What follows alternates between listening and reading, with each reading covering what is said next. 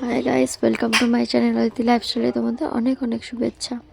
তো আজকে এসেছিলাম আরতিতে। মানে আগের দিনকে বিশাল শ্বাসকষ্ট হচ্ছিল। তো ডাক্তার আমাকে দুটো রিপোর্ট করতে বলেছিল, সেই রিপোর্ট করাতে এসেছিলাম। বুকের একটা এক্স-রে আর একটা ইসিজি। তো যাওয়ার সময় তোমাদের ভিডিওটা নিতে পারিনি, তা আসার সময় নিলাম।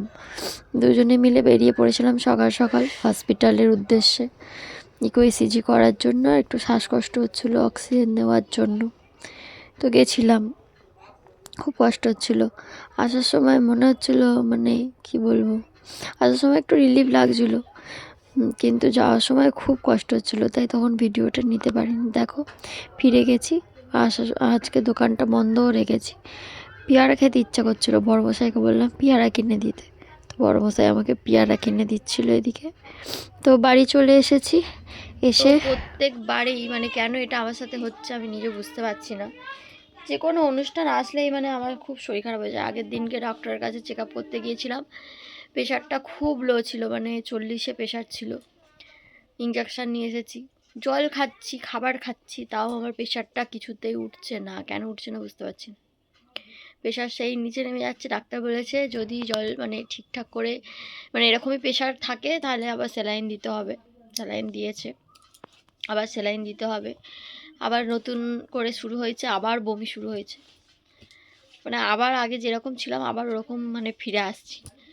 মানে সুস্থ তো হচ্ছি না, মানে একদিন দুদিন সুস্থ থাকি, আবার 3 দিনের মাথায় আবার যেই কি সেই হয়ে যাচ্ছে। কেন হচ্ছে, কী জন্য হচ্ছে, কিসের কারণে কিছুই বুঝতে পারছি না। ডাক্তারও বুঝতে পারছে না। মানে রিপোর্ট সবই করানো হয়েছে। আগের দিনকে একটা ইসিজি আর বুকের এক্স-রে দিয়েছিল। তো আজকে গিয়েছিলাম আরতিতে ওই এক্স-রে আর ইসিজিটা করার জন্য। আর একটু শ্বাসকষ্ট খুব হচ্ছে, প্রচণ্ড পরিমাণে শ্বাসকষ্ট হচ্ছে। আগের দিন রাত্রিরে খুব শরীরটা খারাপ হয়ে গিয়েছিল, বুকে খুব যন্ত্রণা হচ্ছিল। জানি না এইভাবে আর কতদিন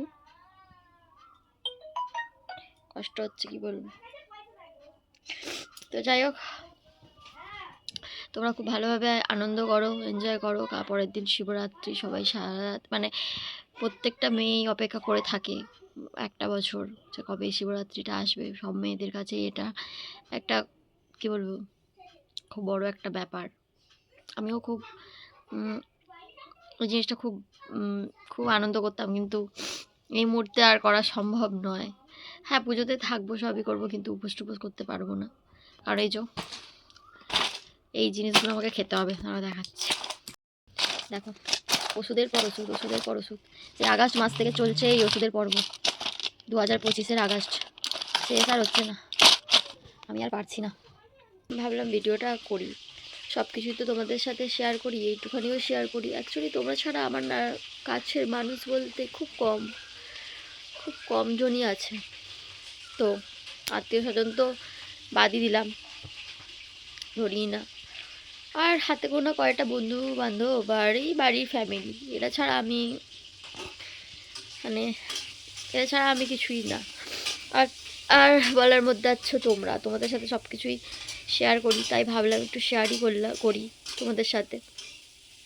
এই সবে বাড়ি ফিরলাম, এত শরীরটা খারাপ লাগছে না, কিছু বলার নেই।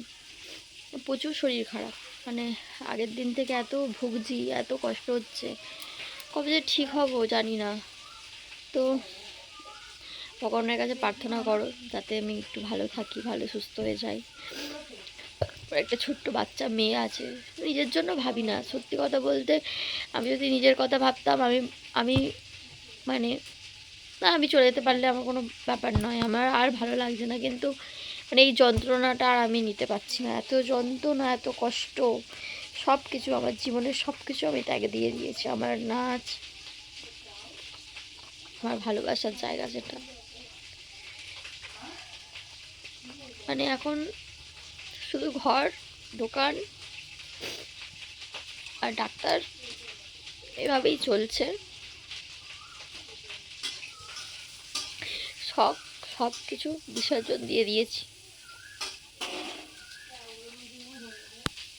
তো কষ্ট হয় না মাঝে মাঝে, খুব কষ্ট হয়, কাউকে বলতে পারি না। তো তো যাই হোক, মানে এই জিনিসগুলো না ধরে রাখা যায় না, বেরিয়ে আসে। তো একটা বাচ্চা, আমার একটা 7 বছরের মেয়ে আছে, আমি ভাবি আমি যদি না থাকি আমার মেয়েটার কি হবে। সেই জন্য আমাকে বাঁচতে হবে, ওষুধপত্র সব খেতে হবে, আমি খাচ্ছিও, কিন্তু তারপরেও মানে আমি জানি না আমি আদৌ সুস্থ হয়ে যাব কি। তো যাই হোক, তোমরা খুব ভালো থাকো, সুস্থ থেকো, খুব আনন্দ করো। সো আবার দেখা হবে অন্য কোনো